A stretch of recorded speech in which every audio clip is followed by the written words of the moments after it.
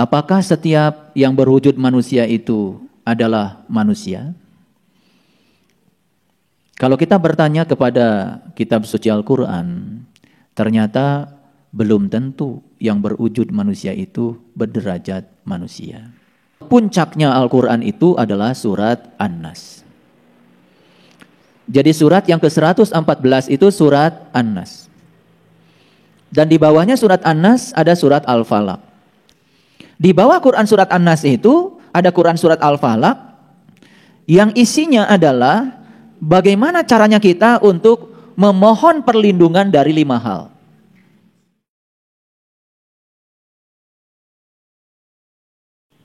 Bismillahirrahmanirrahim.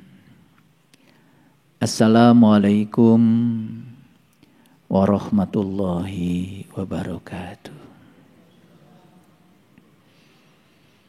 Alhamdulillahi rabbil alamin. Wassalatu wassalamu ala asrafil anbiya'i wal mursalin Sayyidina Muhammadin wa ala alihi wa sahbihi ajmain. Subhanaka la ilma lana illa ma 'allamtana innaka antal alimul hakim. Subhanakallahumma rabbana wa bihamdika asyhadu an la ilaha illa anta astaghfiruka wa atubu ilaik. Astaghfirullahaladzim. Astaghfirullahaladzim.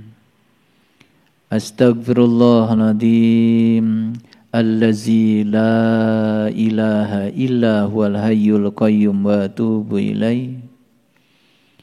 Min jami'il ma'asi wa zunub. La haula wa la quwata illa billahil aliyil adzim. Menjadi manusia paripurna tentu saja merupakan dampak dari sebuah perjalanan yang panjang. Apakah setiap makhluk yang melakukan perjalanan panjang akan menjadi manusia paripurna? Tentu saja jawabannya belum tentu. Kita sudah berulang kali datang dalam kehidupan ini. Sebagai siapa, dengan peran apa? Sudah begitu banyak pelajaran yang datang kepada kita, tetapi hanya sedikit sekali di antara manusia yang bisa menangkap pesan-pesan dari setiap peristiwa yang datang kepadanya. Hanya mereka yang memiliki kesadaranlah yang bisa menangkap pesan-pesan yang disampaikan semesta lewat peran dan peristiwa yang terjadi dalam kehidupan.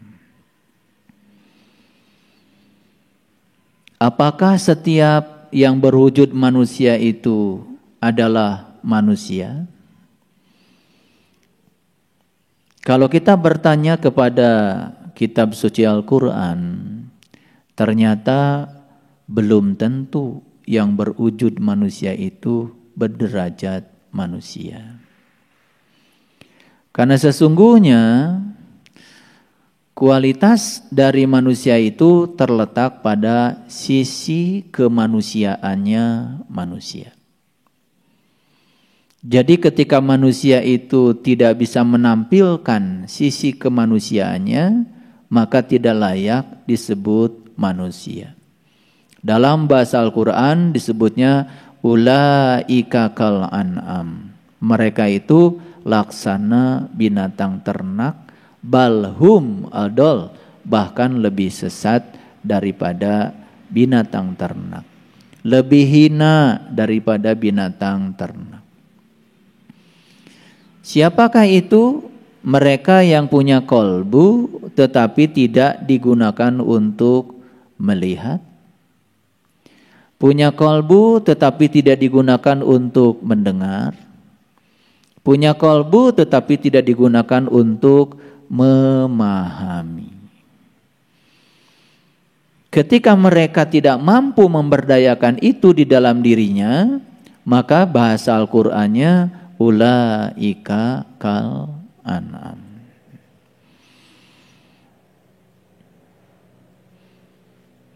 Itu sebabnya sangat masuk akal kalau puncaknya Al-Quran itu adalah surat An-Nas. Jadi surat yang ke-114 itu surat An-Nas. Dan di bawahnya surat An-Nas ada surat Al-Falaq. Di bawahnya surat Al-Falaq ada surat Al-Ikhlas. Terus kalau diurut ke bawah ternyata awal perjalanan itu adalah surat Al-Fatihah. Ternyata Al-Fatihah bukanlah surat pembuka. Karena Al-Fatihah itu bahasa Arab, Al-Fatihah itu kata benda. Jadi Al-Fatihah sesungguhnya adalah alat untuk membuka. Jadi siapapun dalam kehidupan ini yang sudah mengetahui alat untuk membuka ketertutupan mata kalbu yang ada dalam dirinya, itu merupakan karunia yang sangat luar biasa. Makanya begitu kita memahami ya Al-Fatihah sebagai alat, sebagai kunci, sebagai sarana untuk membuka ketertutupan mata kalbu kita, maka kita akan mulai bisa meniti ke dalam diri, menemukan diri sejati untuk tahu dan kenal kepada Sang Pencipta semesta alam. Makanya sangat mudah untuk bisa memahami Al-Baqarah, Ali Imran, An-Nisa, Al-Maidah, ya, Al-An'am, Al-A'raf, terus ke sana sampailah di puncak perjalanan yaitu Quran surat An-Nas. Di bawah Quran surat An-Nas itu ada Quran surat Al-Falaq yang isinya adalah bagaimana caranya kita untuk memohon perlindungan dari 5 hal. Yang pertama, mohonlah perlindungan dari subuh. Yang kedua, mohonlah perlindungan dari Qul a'udzu birabbil falaq min syarri ma khalaq. Mohon perlindungan dari tindakan-tindakan yang tidak tepat. Dan yang ketiga, mohon perlindungan dari kegelapan malam. Yang keempat, mohon perlindungan dari tukang sihir. Dan yang kelima, mohon perlindungan dari rajanya segala kebatilan yang disebut dengan hasad. Qul a'udzu birabbil falaq min syarri ma khalaq wa min syarri ghasikin idza waqab wa min syarri nafasati fil uqad wa min syarri hasidin idza hasad. Pertanyaannya, mengapa kita harus memohon perlindungan dari 5 hal itu? Jadi yang pertama, mohonlah perlindungan dari subuh. Apa sih bahayanya subuh? Kita tiap hari mengalami subuh biasa-biasa saja. Rasanya subuh nggak ada bahayanya. Tentu saja subuh yang dimaksud di sini bukan subuh secara fisik, tapi subuh kesadaran. Jadi ketika seseorang itu sudah melewati Al-Ikhlas, sudah tahu cara untuk menyatu dengan Tuhan, walaupun pada tingkat awal, itu etape yang sangat berbahaya. Makanya begitu seseorang menginjakkan kakinya di dunia spiritual, menginjakkan kakinya di Shiratal Mustaqim yang sesungguhnya, itu etape yang sangat berbahaya. Itu persis seperti seseorang yang baru bangun dari tidur. Lulungu kalau kata orang Sunda. Belum sadar sepenuhnya. Dan orang yang belum sadar sepenuhnya itu kemungkinannya dua. Satu bisa sadar beneran, yang kedua bisa tidur lagi. Makanya kita dianjurkan untuk memohon perlindungan kepada Allah dari subuh kesadaran, karena itu etape yang sangat berbahaya. Kemungkinan kita ada dua. Satu, tidur lagi. Yang kedua, kita bertahan sampai kita bisa melihat matahari bersinar seterang-terangnya. Banyak pejalan spiritual mengalami kecelakaan di subuh kesadaran. Jadi baru sadar sedikit, lalu terjebak pada euforia spiritual, teridentifikasi di permukaan, baru tahu sedikit, tetapi sudah mengalami kecentilan spiritual, euforia spiritual, merasa sudah bertemu Tuhan, merasa sudah menemukan puncaknya kesadaran, merasa sudah menemukan jati dirinya. Itulah bahayanya merasa. Lalu apa yang terjadi? Dia akan kembali ke titik awal. Itu sangat berbahaya. Jadi saya doakan semoga para sahabat yang sudah bangun, masih dalam keadaan sadar atau tidak sadar, atau belum sepenuhnya sadar, diberi kekuatan oleh semesta untuk lanjut melakukan perjalanan sampai menemukan sang matahari yang sempurna dalam perjalanannya. Itu yang pertama. Lalu yang kedua, mintalah perlindungan dari wa min syarri, kul a'udzu birabbil falaq min syarri ma khalaq. Ada yang menerjemahkan min syarri ma khalaq itu dari apa-apa yang sudah diciptakan. Gak berbahaya yang diciptakan. Tetapi yang paling berbahaya adalah mengambil pilihan-pilihan dalam hidup sehingga kita terjebak mengambil tindakan-tindakan yang tidak tepat. Jadi sebetulnya ya neraka itu adalah dampak dari kita mengambil tindakan yang tidak tepat. Dan kapan kita mengambil tindakan yang tidak tepat?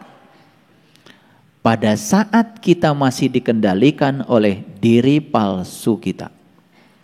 Kapan kita mengambil tindakan yang tidak tepat? Pada saat kita masih dikendalikan oleh ego kita, karena kita masih mengidentifikasi diri kita bukan sebagai kesadaran diri kita, tetapi sebagai pikiran, sebagai perasaan, sebagai tubuh. Itu proses identifikasi di permukaan. Itu sebabnya saya sering menyatakan bahwa kalau kita ingin meningkatkan kualitas diri, maka kita harus punya yang disebut dengan kesadaran kesamudraan. Kesadaran kesamudraan itu apa artinya? Samudra itu ada, samudra itu nyata. Dan di samudra yang tidak bisa dipisahkan adanya fenomena permukaan yang disebut dengan gelombang. Dan gelombang itu ada bukit, ada lembah, ada puncak, ada dasar. Gelombang itu naik dan turun. Ingat, itu fenomena permukaan.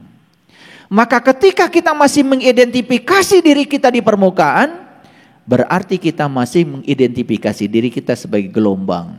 Kita masih terjebak oleh naik turun, sakit senang, susah senang, bahagia tidak bahagia. Terus aja seperti itu, terjebak oleh yang bernama dualitas. Lalu apakah kita harus meninggalkan dunia ini yang jelas-jelas dualitas? Karena dunia ini diciptakan dari dua. Tidak ada alam semesta kalau tidak ada atom. Tidak ada atom kalau tidak ada elektron dan proton. bukankah unsur pembentuk alam semesta ini sebetulnya adalah dualitas? Jadi tidak mungkin kita ada di dunia menjadi anti dunia. Oleh karena itu hati-hati, jangan loncat dari gelombang ke samudra, tapi juga jangan loncat dari samudra ke gelombang. Loncatlah dari gelombang dan samudra ke titik tengah. Ke titik tengah. Maka itu yang disebut dengan beragama secara moderat. Makanya sekarang ini sedang diusung oleh orang-orang yang sudah mencapai kebijaksanaan, bagaimana kita beragama memasuki rumah moderasi. Dan moderasi itu berarti di titik tengah. Moderasi itu sedang-sedang saja. Moderasi itu tidak ekstrim. Moderasi itu tidak radikal. Moderasi itu mementingkan ya kepentingan orang banyak. Karena sesungguhnya agama itu adalah urusan kita dengan diri kita sendiri. Jadi pameran tentang keyakinan sudah bukan saatnya lagi. Pamerkan saja dampak dari keyakinan Anda, yaitu akhlak Anda. Kalau Anda mengatakan keyakinan Anda paling benar, tunjukkan akhlak Anda paling baik. Kalau Anda mengatakan jalan Anda paling benar, tunjukkan perilaku Anda lebih menyenangkan bagi orang lain. Itu sesungguhnya yang harus disebut dengan prinsip-prinsip moderasi. Jadi yang kedua adalah minta perlindungan dari tindakan yang tidak tepat. Karena setiap hari mungkin saja kita mengambil pilihan-pilihan dan kita mengambil tindakan-tindakan yang tidak tepat. Banyak contohnya. Melakukan tindakan tidak tepat pada anak kita. Melakukan tindakan yang tidak tepat pada pasangan hidup kita. Melakukan tindakan yang tidak tepat di tempat pekerjaan kita. Mengambil tindakan yang tidak tepat saat mencari nafkah untuk menghidupi kehidupan kita. Banyak gak?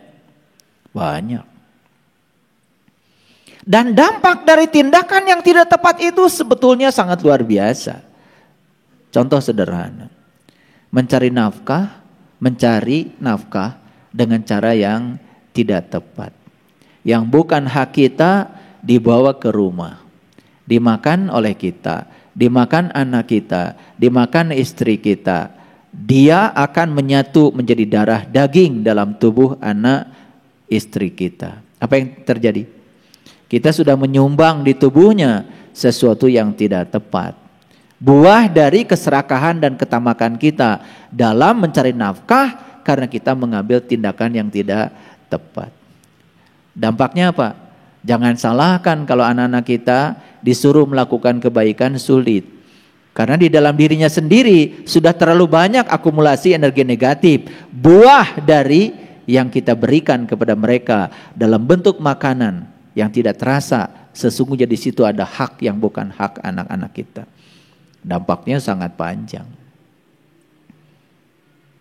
Nah, jadi yang kedua ini penting. Kemudian yang ketiga, kita mohon perlindungan kepada Allah dari gelapnya malam. Apa bahayanya gelapnya malam? Malam yang gelap yang membuat kita bisa istirahat dalam waktu ya setengah dari sehari, itu tidak bahaya. Yang bahaya itu manakala ada kegelapan di depan kita, kita tidak bisa menyumbang cahaya. Ulangi lagi. Gelapnya malam karena ketiadaan matahari itu tidak bahaya. Bahkan kita punya kesempatan untuk istirahat. Tetapi kegelapan yang di luar itu, yang datang silih berganti dalam kehidupan kita, banyak apa sedikit? Banyak apa sedikit? Lagi enak saja di rumah, datang orang ke rumah kita, menyampaikan berita tentang kegelapan. Apa itu fitnah? Apalagi datang ke rumahnya marah-marah, membawa kebencian. Saya kasih tahu, apa tindakan kita? Mencahayakan dia?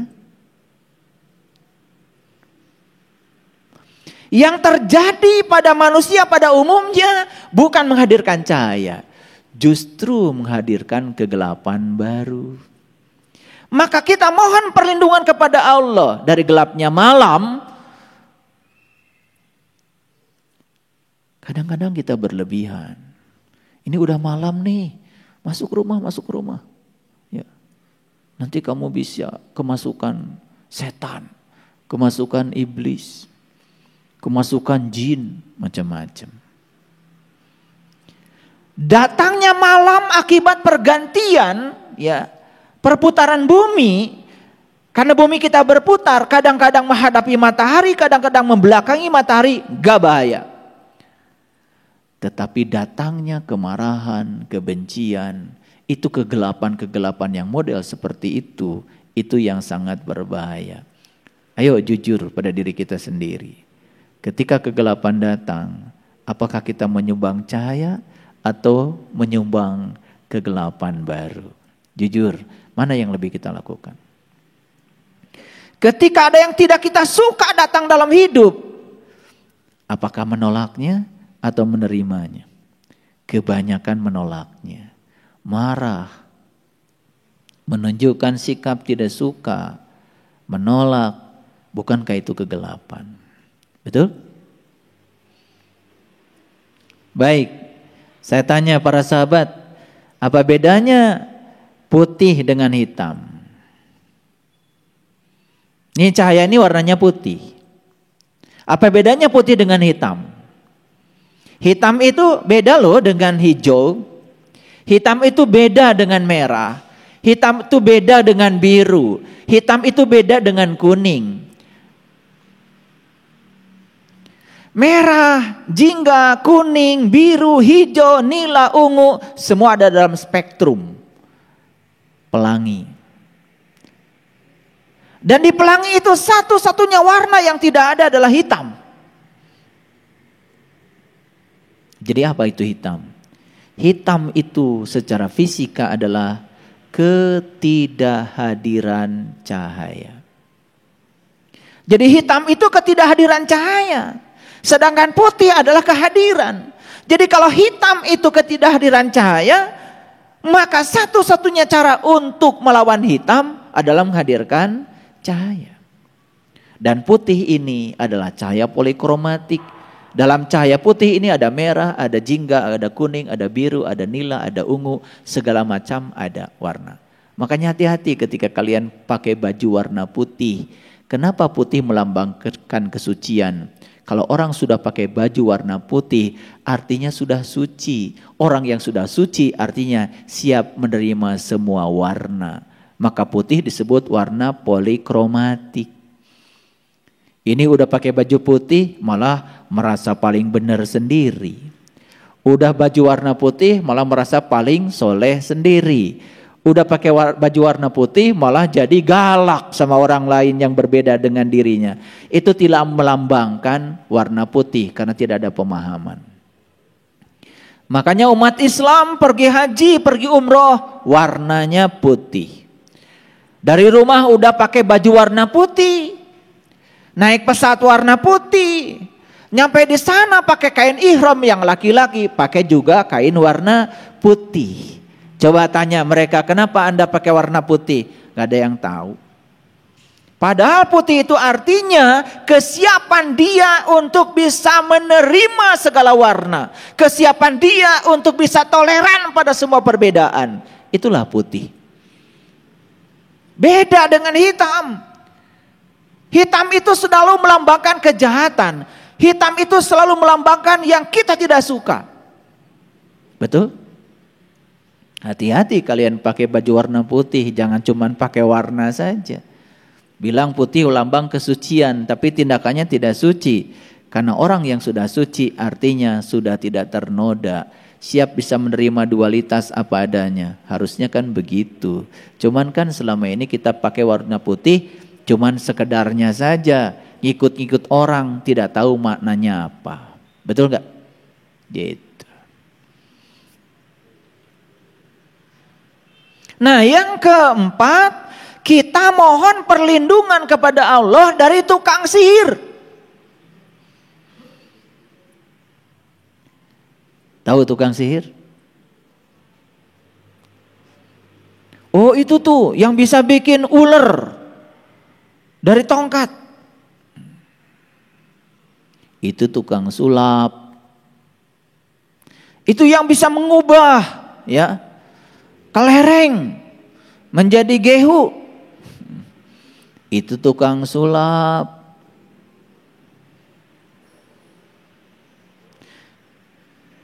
Yang bisa mengeluarkan merpati dari tempat yang kosong. Tukang sulap. Tukang sulap itu bagus menghibur orang. Betul nggak? Bahkan tukang sulap kan adanya juga di tempat hiburan. Dibayar kita. Betul nggak? Iya.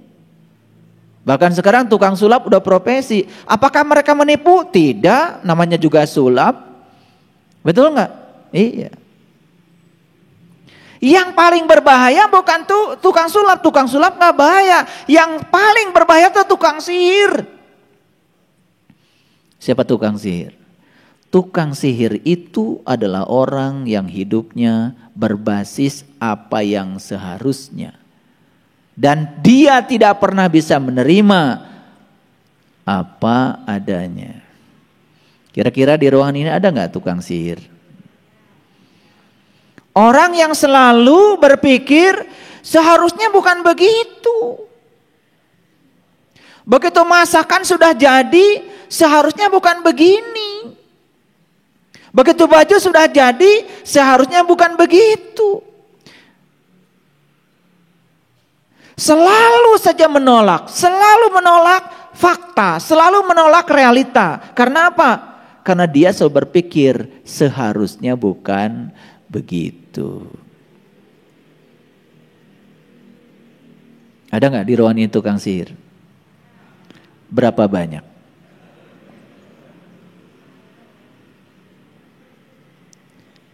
Karena selama ini kita baca Quran nggak ngerti.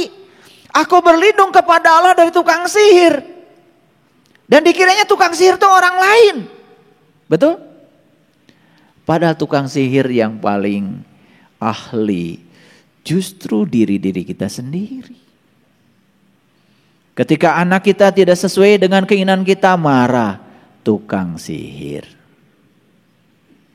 Ketika pasangan hidup kita tidak sejalan dengan keinginan kita, protes, tukang sihir.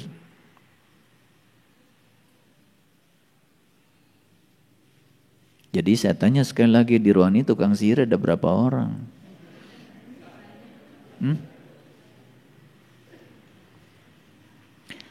Dan yang terakhir adalah aku berlindung kepada Allah dari hasad. Karena hasad ini penyakit dari segala penyakit. Nah, lalu kenapa saya bicara ini? Satu poin saya. Kita tidak akan pernah menjadi manusia paripurna kalau 5 hal yang saya bicarakan tadi masih mendominasi karakter diri kita saat ini. 1, sadar sebentar, gak sadarnya lama. Subuhnya cuma sebentar aja. Bangun sebentar udah tidur lagi. 2, apapun tindakan yang diambil selalu tidak tepat. Karena diproduksi oleh diri palsu, oleh pikiran. Pikiran dibiarkan menjadi raja bagi kita. Kesadaran tidak pernah muncul. Yang ketiga, ketika ada kegelapan, malah nambah kegelapan baru. Ini di dunia pendidikan juga terjadi. Anak kita yang gelap itu titipkan sama sekolah. Di sekolah anak kita bikin kegelapan, namanya juga anak. Sebut saja nakal. Apa yang terjadi di sekolah? Dihukum. Hukuman itu kegelapan. Jadi sekolah pun sistem pendidikan yang dipercaya oleh kita akan menerangi anak kita malah justru bikin kegelapan baru. Iya. Apa yang terjadi? Kegelapan ditambah kegelapan baru. Jadi banyak yang tidak sadar. Sistem keyakinan membangun kegelapan baru. Sistem pendidikan membangun kegelapan baru. Ada pencuri ditangkap polisi. Masuklah penjara. Di penjara terus aja. Dikasih tindakan-tindakan yang memberikan mereka semakin gelap. Keluar dari penjara bukan menjadi orang yang sadar. Malah jangan heran kalau banyak orang keluar dari penjara makin kambuh untuk melakukan kejahatan baru. Karena di sana mungkin saja banyak sekali tekanan-tekanan yang membuat dia semakin gelap. Betul? Kita ini perlu sadar bahwa sesungguhnya kegelapan tidak bisa dilawan dengan kegelapan, hanya dilawan dengan cahaya. Saya percaya seburuk apapun anak-anak kita, kalau mereka diberikan cinta kasih, saya yakin akan berubah. Mohon maaf ya, kalau kita punya anak tidak berubah dengan cara-cara keras, karena memang kekerasan itu kan kegelapan. Cobalah mulai mendidik mereka dengan cara-cara yang lembut, yang manusiawi. Sering-sering dipeluk deh, sering-sering dipeluk. Karena dengan sering dipeluk mereka merasa ada, mereka merasa diperhatikan. Tanpa ngomong apa-apa, anak kita pasti akan berubah. Jadi kita harus punya metode untuk menebarkan ya cahaya ke semesta ini. Setuju nggak dengan saya? Oke.